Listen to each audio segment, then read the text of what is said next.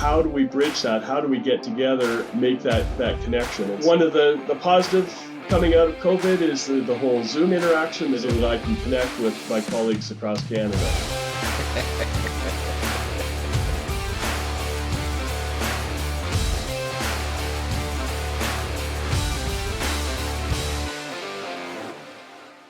Hi, welcome to this edition of On Tap, presented by FCSI The Americas. I'm Wade Kaler, Executive Director.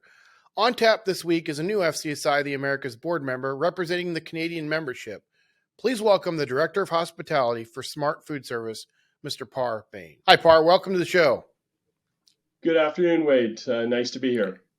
Absolutely. I've been looking forward to this. We haven't really gotten to know each other much. We've been in one board meeting so far, and so it was fun talking to you in Orlando. And so I was like, this is going to be fun to get to kind of extend the conversation in a little bit quieter of an atmosphere, considering the restaurant we were at in Orlando was a little loud, to say the least.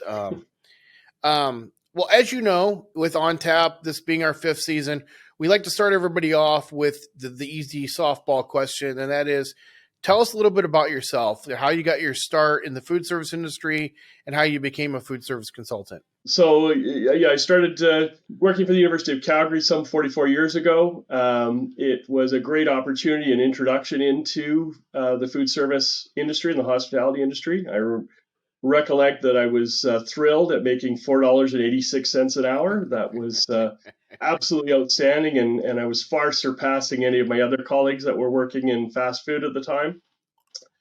I spent a number of years working for the university there, and actually ended up going to university at the University of Guelph in Ontario, stemming out of that experience. So that's sort of where I got my bug for food services, and I went to the University of Guelph. At the time, it was the only degree-granting university in Canada in hospitality. From there, I lived in Toronto for a number of years and worked in various restaurants and in healthcare. And that's really where I gained a lot of my experience for food service systems and integration and big picture production systems and that sort of thing. After, I want to say, 17 or so years of working in operations, I found that my real heart was in the design side of the business, always looking for ways to improve the physical environment that people were working in. So I took a leap and left operations and went back and did a master's in architecture with a thesis on food service and looking at provenance of architecture and food service. Tying it together with the slow food movement was my thesis around that. So that got me back into the design side of things. And after I graduated there, I ran my own firm in Calgary for a couple of years. And then I moved to the West Coast because at heart, I'm a West Coast guy. And I've been here in Vancouver working for Smart Design Group for coming up 18 years. Tell me about Smart Design Group as well. What kind of work do you guys kind of do? Do you do everything in the food service industry, or do you kind of work on certain niches, or what? Sure. So Smart Design Group comes to market in two ways. As Smart Design Group, we're part of a bigger group of creative souls that we do interior, branding and graphics, and food service design. So we come to our clients as sort of a turnkey solution that we can conceptualize a restaurant or a concept and bring it all the way through all of the construction elements and then right into opening day operations. That's, nice. I would say, where the majority of our workforce is. We do that well internationally, and ironically, the majority of our work is actually outside of BC and outside of Canada. We do a lot of work in the States and internationally. So there's some irony to that the Canadian guy working in the States. During COVID, of course, and a lot of our work is airport and travel related. During COVID, that of course just took a dive, and the taps turned off on work related to that. And so we pivoted into local work related to food service that we had never really touched before. So we branched out and we're now thriving in areas of education, healthcare, social housing, sectors that we just never played in because we were always busy enough Yeah. in the airport world before. So Right. as of this year, we're ramping up and our team is continuing to grow, and we're seeing return to the airport sector that we worked in, and also our non-airport work, local work in these other areas that we hadn't featured before. That I know that you guys did a lot of airport work, and so I am curious to know. I mean, I travel a lot. A lot of FCSI members travel a lot. Um, is there? Are we getting back to where it was, or have you seen a change fundamentally in the airport industry as far as dining goes, or is it kind of gotten past the fact that we're so? I mean, airports are just busy right now. So, um, is it back to where it is, other than just labor problems, or are we looking at a shift in the way things are going to need to be done in an airport facility? I think a bit of both. We definitely are back to the volumes that we were seeing. It varies airport by airport Right. in terms of passenger enplanements and whatnot, but it is certainly back to the same volume, but also looking at different ways of doing things. So the things like meal lockers or to go exchange sort of situations where they're Yeah. advanced ordering and that sort of thing. We're seeing Yeah. a lot of that play into the airport Yeah. work we do. Um, and you touched on staffing. That is a huge issue, not Yeah. only in the airport world, but all of the restaurant worlds that we're facing. Is how do Right. you do it with less staff? How do Right. you do it more efficiently? How do you turn that technology lever to figure out a different way of doing it? So Right. that definitely is playing into the designs that we're seeing on the tables these days. Obviously, you're in an airport. You're usually pressed for time. Everybody usually is for that. It's busy. Are you seeing a changeover to where there might be a lead towards more of that cashless stuff? Where is it becoming more prevalent where I can order ahead and it's ready when I get there and I walk away? Or is that still just kind of a pipe dream? No, we're definitely seeing that. It's a combination of online ordering, app ordering, being able to pick up your meals at the gate as opposed to having to stop at a particular location. We're seeing, food service lockers going in that people can just walk up and have that frictionless sort of interaction, or Yeah. the Amazon just walk out concept Yeah. is certainly something we're seeing. We saw Yeah. that when we were down at NAFM, for example, and one of the major Yeah. vendors there is come out with that frictionless vending service that you can just walk up to a grab and Yeah. go cooler and serve yourself. So I think Right. that that's definitely something that we will see as a continuing sort of trend to address some of the labor issues, but also it's convenience and making it frictionless. It's got to be Yeah. easy and fast for the people that are on the go, right? So Yeah. No, I've walked away from many restaurants and airports in the last year and a half because the line's too long, yeah, and you just know by watching the the staff is way overworked. You can see they're stressed, and you just know that if you're on a time schedule, you don't have time to wait for that to work itself out. You just got to go find someplace else. And I'm still seeing some areas where restaurants aren't even open again. Even though it's there and the concept is still there, it's not even open and during regular hours because there just isn't money there to work in it. So hopefully we can figure that part out. You know, you guys, another thing you do a lot of airports on. I have to ask. I mean, what is apart from food service? I won't put you on the spot for that. But apart from food service, what's your favorite airport? oh gosh, that's a tough one. I've got to be honest. I'm a bit of a hometown guy. I really love Okay. flying home, and I think that that's because our local airport in Vancouver, it's won awards for having sense of Yeah. place and having yeah, it feels warm and welcoming, Yeah. and you are arriving somewhere. A lot of airports, and I don't mean to speak down, but a lot of airports are just big white boxes. Right. There's hundred no percent. there's no sense to them. You haven't Yeah. arrived anywhere, and I think that that's something that here our local airport at YVR does well. And there are a number of airports in the states don't get me wrong, are doing that well too, and rising to the occasion of creating a sense of place, because Yeah. travel and tourism starts when you get off the plane, right? I mean, Right. the Yeah. excitement of build up for a travel or trip somewhere, but as soon as you hit the ground at the airport, you should have a sense of, if I'm flying into Atlanta, what's Atlanta going to be like?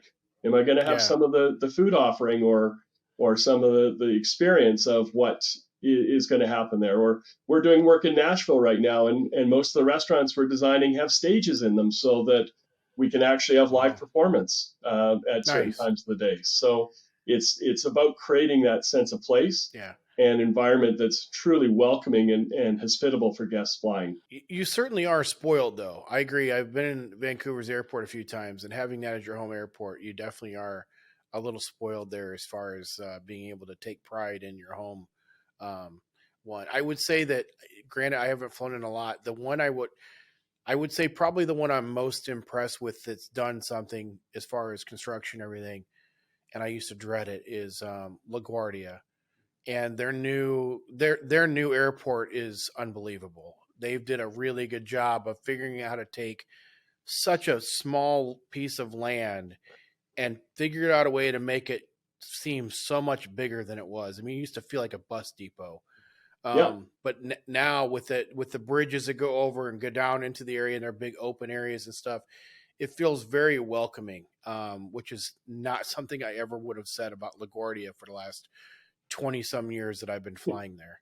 So that's another good one. It's that I'm impressed with. To your point, they're starting to figure out that the airport needs to be something more than just a bus depot, which is what it used to be. It's not just a set of gates for an airplane to get in and out of. It needs to be a little bit more than that.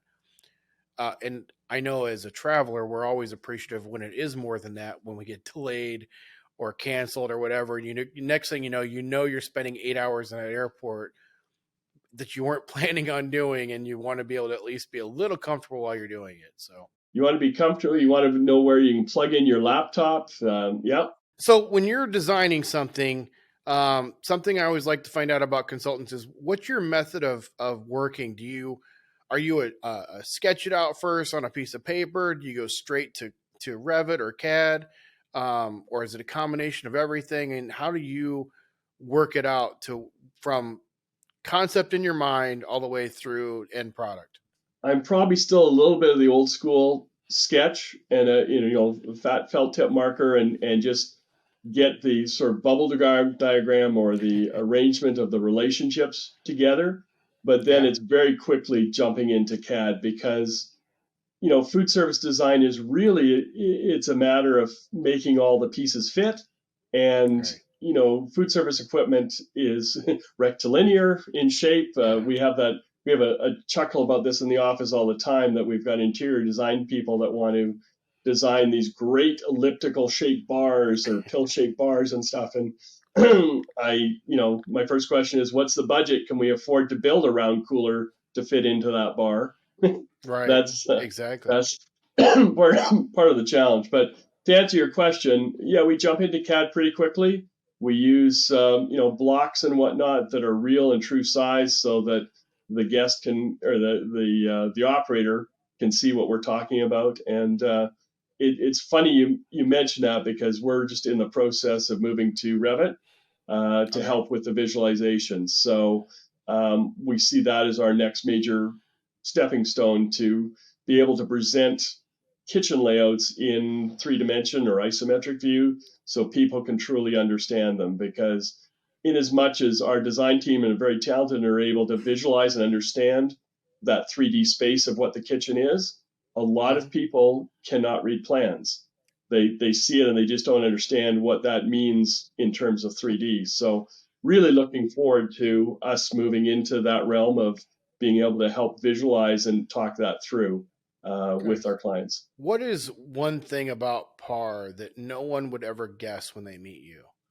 Whether it's Hmm. a hobby, an interest, something about your history or background, one thing that they would never be able to guess about you. Oh gosh. Well, my name for one, it's really not Par. That's a nickname. Does that count? Oh, that definitely counts. Okay. So I sometimes tell people that it's Norwegian, or it's short for parsimonious, or I have a whole bunch of other taglines like that. But actually, my true name is Patrick Alexander Russell. And I was an only child, and that kept everyone in the family happy because it was named after everyone on either side. So I've been called Par since I was a baby. Wow. So your full name is that all three plus Bain at the end, obviously. So 23 letters, and Patrick's most computers don't accept it. wow. That's very cool. See, that's exactly what this show's about. There you go. I love that. Um, and that is a mouthful, obviously, too. I can understand why I did Par. It's funny that my son's name is JD, and that's all we knew. We knew from the moment that my wife was pregnant, his name was going to be JD. But obviously, you have to come up with some names that go with it.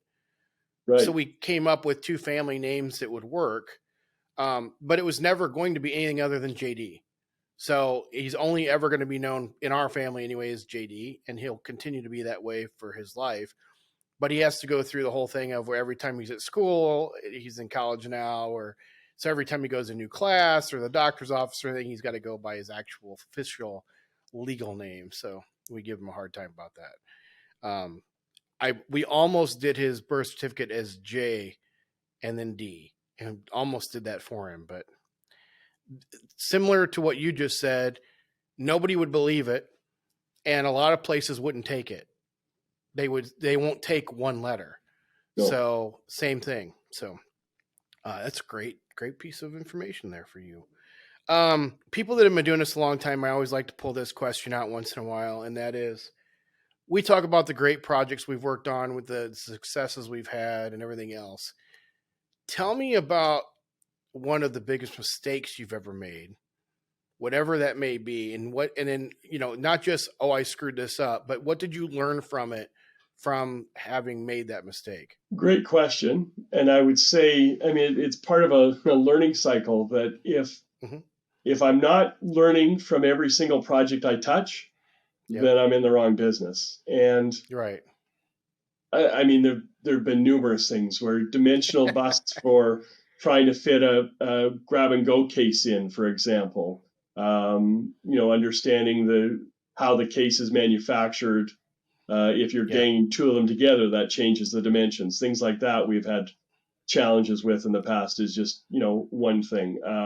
Yeah. How pieces of equipment vent or make connection to it to make sure that we've got services at the right height for Yep. rough in.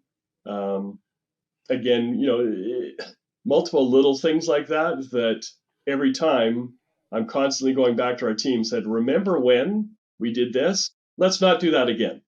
Let's improve upon that." And I love that answer because when I say mistakes, I truly mean it can be anything, and that's a perfect example of, like, a mistake doesn't have to be a big problem. Mistakes happen because you've been doing it a long time. You just learned a better way to do things once in a while. Mhm. So the mistake could have been 20 years ago when you didn't think to vent that because you didn't know you needed to.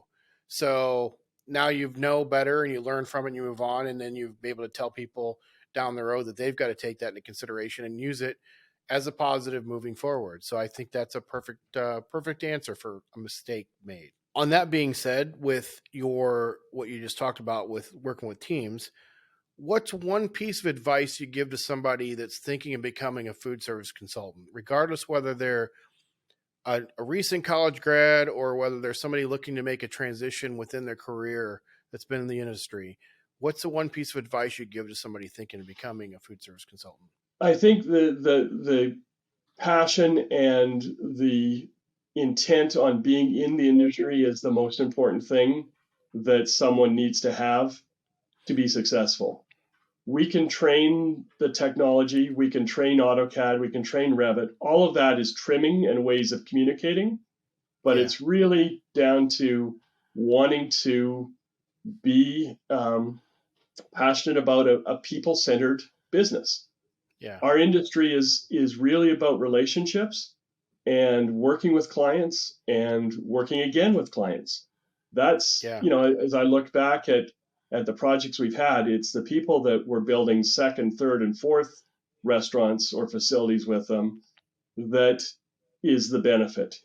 That's the not only do we understand where they're coming from, life is a lot easier, and it becomes really enjoyable. Yeah. We've got one client that we started with a little over a year ago with one restaurant. We're now doing 10 with them.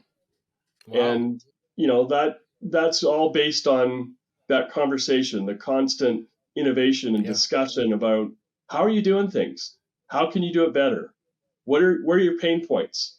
What's causing you grief at night? So my last formal question for you, you got elected last fall, so that just in January you took over as the new Canadian representative for the board on the Americas board. What are some things that people in the United States or Latin America need to understand better about the Canadian food service consultant industry? Probably the biggest difference is the geographic spread. Um, we look at the membership of FCSI in the States, and there's density in pockets throughout the States. As I look at Canada and being on the West Coast, we're a long ways away from a number of other consultants. I can count on my hand the number of consultants from our offices in Vancouver to Toronto. Like Right. we skip over the prairie provinces. Well, Yeah. there's consultants in Alberta. Sorry, guys, I know you're there, but like Saskatchewan, Manitoba, there's not a Yeah. lot happening. Then we get onto Ontario, and then we're onto Atlantic Canada, where Patrick Watt is, right? So Right. we're really spread out and far apart, and that's probably our biggest challenge as a Yeah. Canadian chapter is how do we bridge that? How do we get together and make that connection? And so one of the positive coming out of COVID is the whole Zoom interaction that everyone now uses that in their toolkit. And I Yeah. look forward to more interaction that way so that I can connect with my colleagues across Canada. Eh? Well, before I let you go, every episode we like to end with a little bit of fun, and I've been back to the well this year or for this season, and kind of found some of the ones that people seem to talk about the most when I run into them. So I've got a few of them here for you. We'll start with: would you rather be able to teleport anywhere in the world or be able to read minds? Hmm. I think read minds. I think that would be better. Okay, all right. Would you rather have all traffic lights you approach turn green or never have to stand in line again? Oh, definitely traffic lights. I want to Okay. go. Would you rather fight a duck the size of a horse or 100 horses the size of a duck? Oh gosh, all I can think of is Canada geese. Because I fight them going into the office every day. They hang out in front of our office. So probably Well, for the your for second. okay, for you, we'll change that then. Would you rather fight a goose the size of a horse or 100 horses the size of a Canadian goose? Probably the one large one because when they come at you in groups, they're nasty. They're mean. I agree. Yeah, um, Toilet paper roll. When you put it on the roll, over or under? definitely over Okay. because you got to be able Double to pat it down. double dipping when it comes to food, whether it's sauces or cheese dip or guacamole, whatever it might be. Yes or no to double dipping? Am I by myself? Well, could be.